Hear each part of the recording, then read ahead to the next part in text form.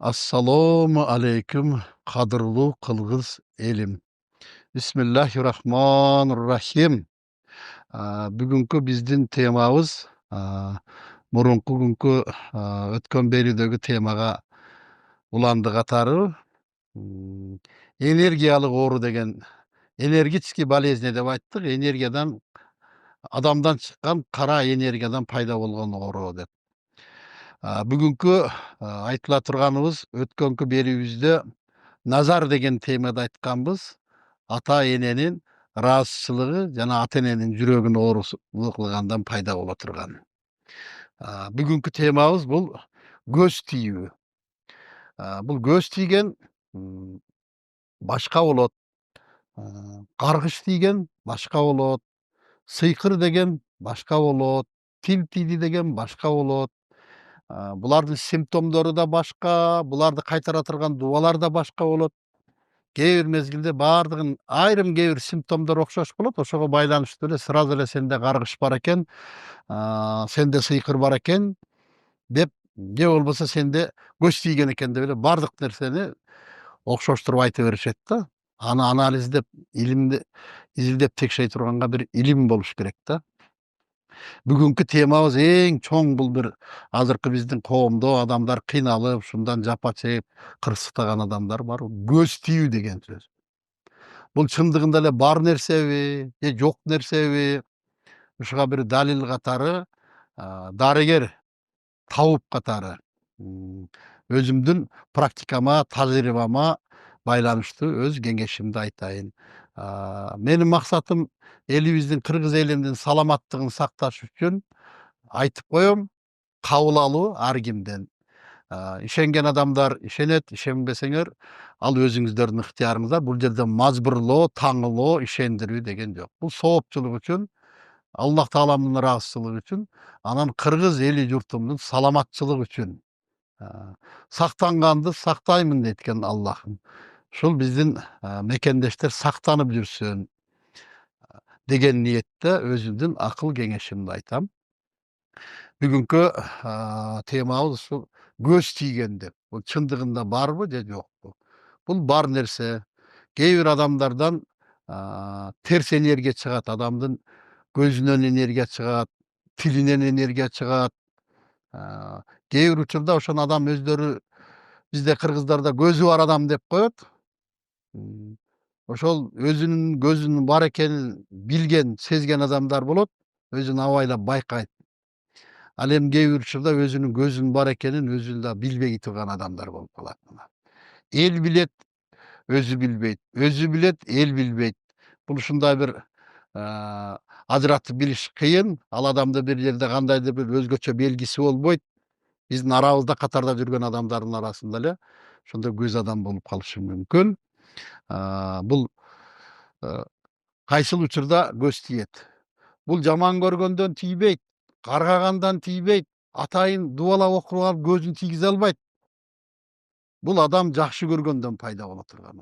Суктангандан, тамшангандан, ушундай мезгилде адамдын көзүнөн энергия чыгып кетет. Кара энергия чыгып кетет. Бул жаман көрүү, жек көрүү, каргоо, сыйкырлап окуп дубалап эмес бул. Бул кокустан, байкоосуздан чыгып кеткен энергия болот. Бул ошондой кезде адамга көз тийип калат. Көз тийген кезде эгерде толук тийип кала турган болсо адамга, адам каза болуп калат көз тийгенден. Ок тийгенди дарыласа болот, көз тийгенди дарылаш кыйын. Эгерде эле бир аз кечигип калган болсоң, адамды жок кылып алышы мүмкүн. Мен кээде айтам, ок тийген болсо мен бир айла таап жардам бермекмин. Анан көз тийген болсо, өз учурунда жардам бере албасаң, адамды жоготуп коюшу мүмкүн. Ал эми кээ бир учурда жарым жартылай тийип калат. Чала тийип калат. Ошол адамдар аман калат, бирок өмүр бою оорукчан болуп калат, майып болуп калат, же ушундай өмүр бою алсыз болуп калат. Ооруп суркоо менен өмүрүн өткөрөт ошондой. Ошондой көз тийген учурда медикаменттин, дары-дармектин таасири тийбей калат. Бул энергиялык оору. Ошол кезилде атайын биздин мусулманчылыкта, ошо Кур'ан-ы Каримде ушу көз тийген, каргыш тийген дегендерге шифа берип айыктыра турган өзүнүн дубалары бар. аны илимдүү кишилер билет, ошолор окуп жардам бере алат. Бул Курандан, мусулманчылыктан айыга турган оору. Мунун дарысы Курандан гана болот. Башка менен эч нерсе менен жардам бере албайсың. Бул көз тийген адамды кээ бир мезгилде башка жерлерде айрым бир кишилер көз тийген тууралуу айтып атат. Ошолордун айткандардын кемчиликтерин толуктоо иретинде айтайын. Көз тийгенде ошол жеке адамдын өзү эле кыйналып кырсыктайт. Бул үй бүлөгө таасир бербейт. Адам алсыз болот, өзү ооруйт, жеке өзү кыйналат. Ата энесине, бир тууганына көп таасир бербейт. Эгерде баягы бир кыйналган болсо, ошо жеке өзүндө эле.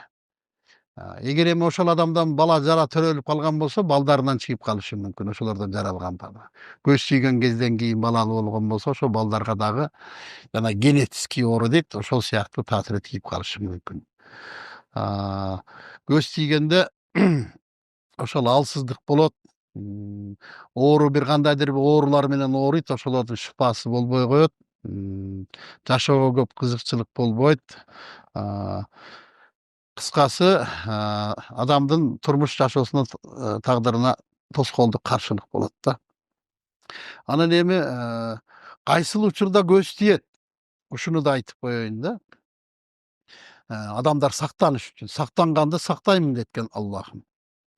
Эми бул мындай көз тийгенде любой эле кишиге, ар бир эле кишиге көз тийип кете бербейт бул. Адам мындай суктана турган бир өзгөчөлөнүп, кандайдыр бир көпчүлүккө чыгып, балбан болсоң, баатыр болсоң, акылдуу болсоң, сулуу болсоң, элден бир өзгөчө адам таң кала тургандай, суктана тургандай, бир адам кызыга тургандай, абдан тавшан суңкудай турган учурда, адам өзгөчөлөнгөн кезде, ошол кезде адамга суктанып кызыккан адам болсо тийип калышы мүмкүн. Анан башка мезгилде тийбейт. Айрым учурда кээ бир кишилер келет, мага деген палан кишиге барсам көз тийипти дейт. Өзү наалаткы, элди какшатып, бир жерди чуркуратып, эл суктанбак турсун, көрөйүн деген көзү жок, мага көз тийди деп айтты деп келет. Айланайын, сага көз тийбейли, эл сени каргап атпайбы? Эми айта албайсың да.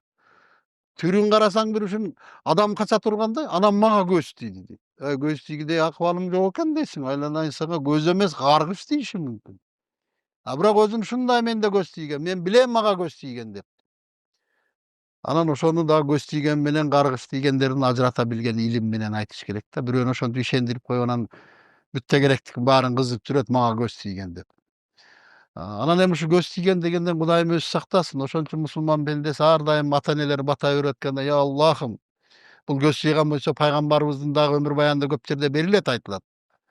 Көз тийгенден сакта, тил тийгенден сакта, каргыштан сакта деп мусулман пендеси Аллахтан ошону амал кылып, дуа кылып суранат. Бул жыргагандан эмес, бул нерсе бар, адамга тиет деген нерсе.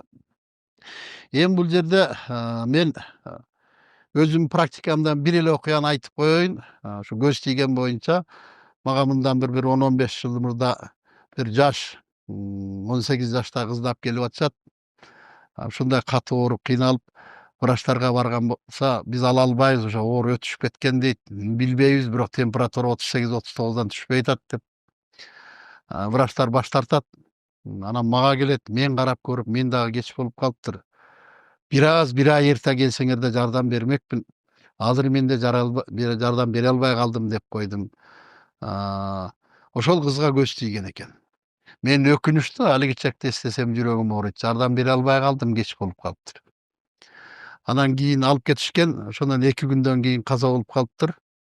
Анан кийин ошо кызды баягы майрам сууга алып жуунганда, боз үйгө кирген аялдар айтыптыр, денелери тешилип оюлуп кетиптир деп. Көз тийген деген чын экен деп. Ошон үчүн бул ок тийгенди дарыласа болот, көз тийгенди дарылаш кыйын. Ошон үчүн сактанып жүрүш керек. Сактангандын бир эмеси Аллага ишенип, келме зикирлерди айтып, дайым Аллах Тааландан суранып жүрсөк, мындан коргонгондун, сактангандын бир эле жолу бар, бул Аллах Тааладан көбүрөөк зикир чалып, дуа кылып жүрсөк, анан Кудайым өзү сактайт экен. Андан башка эч нерсе сактай албайт. Бронжилет кийсең темирди тешет, темирди сындырат. taşты sındırat adamdın gözü. Biröөнүн gözünden energia çıgat, kara energia. Biröөнүн tilinden energia çıgat. Бул ушундай деген жаман оору. Кудайым баарыбыз ошондой жамандыктардан, кырсыктардан сактасын. Менин бүгүнкү айтып аткан, сиздерге айтып аткан акыл кеңешим ошо сактанып жүрүңүздөр, этият болуңуздар, ишенбей койбоңуздар. Кээ бир адамдар ишенип сактанып жүргөн кишилер бар, кээ бир ишенбей мен мына болбойт мага гана деген кишилер бар. Мен ошондой адамдардын кырсыктап келгенин көрүп жүрөм көз тийгенден. Тоготпой коюп, баш ийбей коюп, эмне кылып алмак эле, кандай кылат? Аны намеренный бир атайлап туруп бирөө мынтип көзү менен ата албайт аны. Ал байкоосуздон чыккан нерсе. Аллах таалам ушул кыргыз жерибизди, элибизди асман жерден келген апаттардан, ар кандай табигый кырсыктардан, жугуштуу оору кесел дарттардан, илдеттерден, суркоолордон, оору суркоолордон сактасын. Аллахым кыргыз элимди ички жана тышкы душмандардан сактасын. Ата мекенибиз бар болсун, өнүп өскөн мамлекетте жашайлы, элибиз аман болсун. Мен сыяктуу дарыгерлер биздин максатыбыз ушул кыргыз элимдин саламаттыгын сактоого өз акылымды, күчүмдү, илимимди пайдаланайын деп, элдин саламаттыгы үчүн иштеп келе жатабыз. Эгерде биз айткан сөздөрдөн, биз айткан акыл кеңештерден сиздерге кандайдыр бир пайда болуп, ооруларыңыздардан айыгып кеткенге, кырсыктардан сакталып калган болсоңуздар, биз ошого шүгүр, ыраазымын Аллахым, өз дарыгерлик парыз милдетимди аткара алдым деп ыраазы болобуз. Бардык мактоолор, алкыштарга жалгыз гана жаратып Аллах таалам өзү татыктуу. Мен деген сөз жок, Кудай деген гана сөз бар. Аллах таалам ушу өзү ыраазы болгон болсун, элибиз аман болсун. Амин. Аллаху акбар. Qayog'im qichyapti, ko'zim qichyapti menimcha. Fozil Chaqmoq. Voy, Nodir shilta yangi mashina oldingmi? Yangi mashina oldim. Qalay? Voy, malades. Buyursin. Yaxshi kunlarga menga buyursin. Rahmat, senga ham buyursin. Buyursin.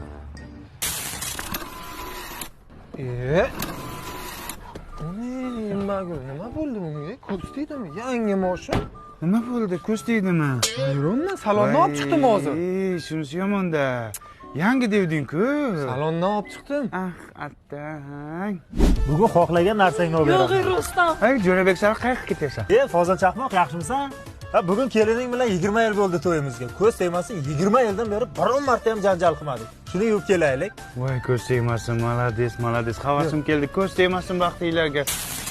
Gaz o'chirdingmi? O'chirmabman. Nimaga o'chirmading? Ishdan chiqib siz o'chirsiz kerak. Yo, nimaga men o'chirishimni? Sen ayol kishisan. Men yangi ishlatdim. O qo'ling tushirib gapir. Maydonga o'tiraman. Urishmanglar, o'lsin shu gaz. Ko'z tegdi mana sizlarga. Bor qo'l uyga, ichqariga bor. Voy, gaz o'lsin. Mana senga 20 yil. Tushundingmi? Mahallada anudugam. Qaskamni hamroq.